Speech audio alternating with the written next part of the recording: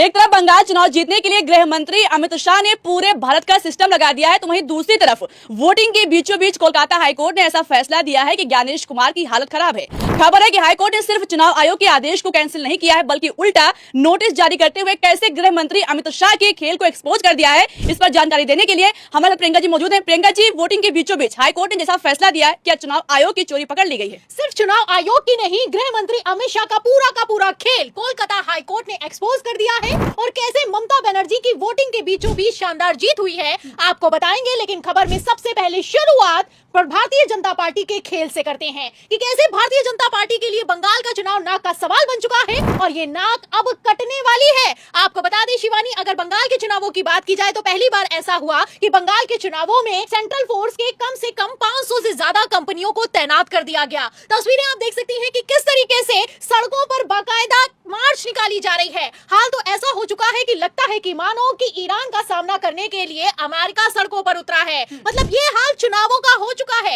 ये भयमुक्त या फिर कि शांतिपूर्ण चुनाव करवाने के इंतजाम है या फिर कि लोगों को डराने के लिए इंतजाम किए गए हैं, सवाल खड़ा होता है। आपको बता दें कि एक तरफ ये वीडियो सोशल मीडिया पर वायरल है, वहीं दूसरी तरफ आप जानती हैं कि किस तरीके से पहले ही एसआईआर को लेकर बंगाल में बड़ा खेला हुआ। 90 लाख से ज्यादा एसआईआर की फाइनल लिस्ट में नाम काट दिए गए। आपको बता दें कि बंगाल के चुनावों को जीतने के लिए गृह मंत्री अमित शाह ने अपनी चाणक्य नीति भिड़ा रखी है। और तो और बंगाल का चुनाव भारतीय जनता पार्टी के लिए साख का सवाल बन चुका है। ऐसे हालातों में अमित शाह किसी तरह का कहीं पर भी कोई रिस्क नहीं लेना चाहते हैं। बिहार में भी एसआईआर हुआ, लेकिन बिहार के एसआईआर में जो नहीं हुआ वो बंगाल में होता हुआ नजर आ रहा है। 90 लाख से ज्यादा लोगों के नाम काट दिए गए हैं। खबर निकलकर सामने आई है कि लगभग 27 लाख लोगों ने अपील की है कि अभी हम तो जिंदा हैं और बंगाल में ही रहते हैं, हमारे नाम आखिर क्यों काटे गए। इसमें से मैं आपको बता दूं कि सिर्फ और सिर्फ 136 लोगों को फिर से वोटर लिस्ट में शामिल किया गया है। मतलब 27 लाख में से सिर्फ 136 शामिल हुए हैं। ऐसे में आप समझ सकती हैं कि किस तरीके से भारतीय जनता पार्टी ने साम दाम दंड भेद हर एक तरकीब अपनाकर चुनाव आयोग को लगाकर बंगाल चुनावों के नतीजों को किस तरीके से प्रभावित करने का पहले ही पूरा इंतजाम कर रखा है। बड़ी खबरें निकलकर सामने आई हैं। एक तरफ जहां वोटिंग चल रही है, वहीं दूसरी तरफ तस्वीरें सोशल मीडिया पर वायरल हैं। एक तरफ बंगाल के वोटर्स को वोट डालने का मौका नहीं मिल रहा है, वहीं दूसरी तरफ सूरत से लेकर बंगाल तक एक स्पेशल ट्रेन चलाई गई है। तस्वीरों में आप देख सकती हैं कि जो सूरत में मजदूर मौजूद थे बंगाल के, उनके लिए स्पेशल ट्रेन चलाकर वोटिंग के दिन उन्हें वापस लाया जा रहा है। मतलब पहले तो ये खेल पर्दे के पीछे चलता था। आप जानती हैं कि किस तरीके से हरियाणा में गाड़ियों में ट्रेनों में भर भर कर लोग वोटिंग के दिन लाए गए, लेकिन अब यहाँ पर खुला खेल फर्रुखाबादी चल रहा है। बाकायदा स्पेशल ट्रेन चलाकर सिर्फ गुजरात से आखिर क्यों लोगों को लाया जा रहा है वोटिंग के दिन, इन सवालों के जवाब देने में चुनाव आयोग की हालत खराब है। एक तरफ चुनाव आयोग जवाब देने के लिए तैयार नहीं है, वहीं दूसरी तरफ चुनाव आयोग के बंगाल के वोटिंग के दिन क्या इंतजाम है, तस्वीरें आप देख सकती हैं। तस्वीरों में साफ दिखाई दे रहा है कि टीएमसी से जुड़ा हुआ अगर कोई भी कार्यकर्ता या फिर कि कोई भी वोटर पर्ची बांटता हुआ पकड़ा जा रहा है तो उसे थप्पड़ों और डंडों से मार मार कर दौड़ाया जा रहा है।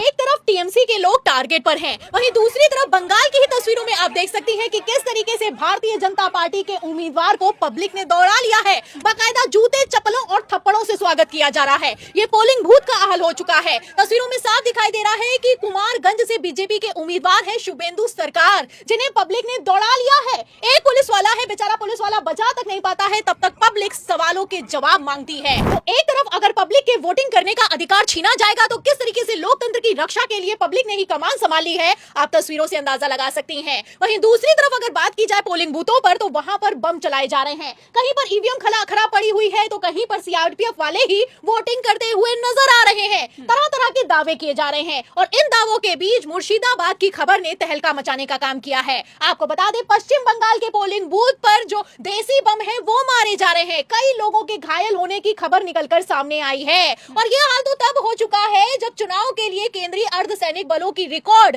2450 टुकड़ियों को तैनात किया गया है। लगभग 2.5 लाख जवान तैनात किए गए हैं और 8000 से अधिक पोलिंग बूथों को अति संवेदनशील घोषित कर दिया गया है। ये हाल हो चुका है जब 500 से ज्यादा कंपनियां तैनात हैं, सेंट्रल फोर्स लगा दी गई है, सड़कों पर दिन रात गश्त किया जा रहा है और तो और भारी चेकिंग चल रही है। आपको बता दें शिवानी, जैसी खबरें निकलकर सामने आई हैं, इन खबरों के बाद इतना तो साफ हो चुका है कि बंगाल का चुनाव पूरी की पूरी तरीके से मिलिट्री स्टाइल में हाईजैक करने की कोशिश की जा रही है। एक तरफ टीएमसी इस पर भड़की है, वहीं दूसरी तरफ मैं आपको बता दूं कि जो कोलकाता हाईकोर्ट ने फैसला सुनाया है उसके बाद से पूरा का पूरा खेल पलटता हुआ नजर आ रहा है। आपको बता दें कि बंगाल में वोटिंग वोटिंग के बीचों बीच कोलकाता हाईकोर्ट की तरफ से एक फैसला निकलकर सामने आया है, जिसमें चुनाव आयोग के सिर्फ आदेश को कैंसिल नहीं किया गया है, बल्कि चुनाव आयोग से नोटिस जारी करते हुए जवाब तलब किया गया है। खबर में साफ लिखा हुआ है कि चुनाव आयोग की तरफ से 800 लोगों की सूची बनाई गई और कहा गया कि ये उपद्रवी हैं। आपको बता दें कि इन 800 लोगों ने न किसी तरह का कुपद्रव किया है और न ही किसी तरह का बवाल किया है, लेकिन फिर भी चुनाव आयोग ने इनकी सूची जारी करके गिरफ्तारी के आदेश पारित कर दिए हैं। और क्यों कर दिए हैं? क्योंकि ये 800 लोग टीएमसी के हैं। लिस्ट में मैं आपको बता दूं कि पार्षद, पंचायत निकायों के सदस्य, विधायक, सांसद जैसे लोगों के नाम शामिल किए गए हैं और सारे के सारे टीएमसी के हैं। ऐसे में आप समझ सकते हैं कि चुनाव आयोग कितना बड़ा खेला कर रहा है। फिलहाल इसी को लेकर जब हाईकोर्ट में याचिका लगाई गई तो हाईकोर्ट ने तुरंत तत्काल प्रभाव से एक्शन लिया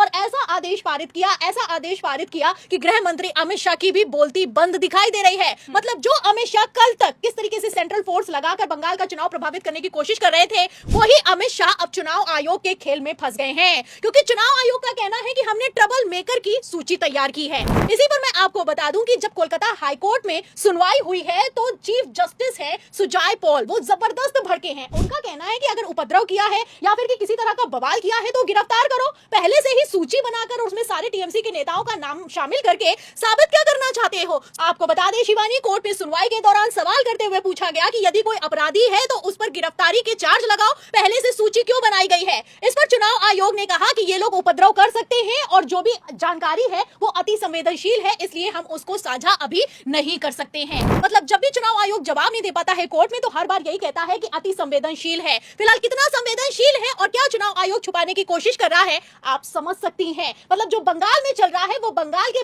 बच्चे को समझ में आ रहा है। पहले तो मैं आपको बता दूं कि चुनाव आयोग ने तो इतनी मनमानी चलाई कि कह दिया कि जब वोटिंग का दिन होगा तो 2 लोग एक साथ बाइक पर नहीं जा पाएंगे।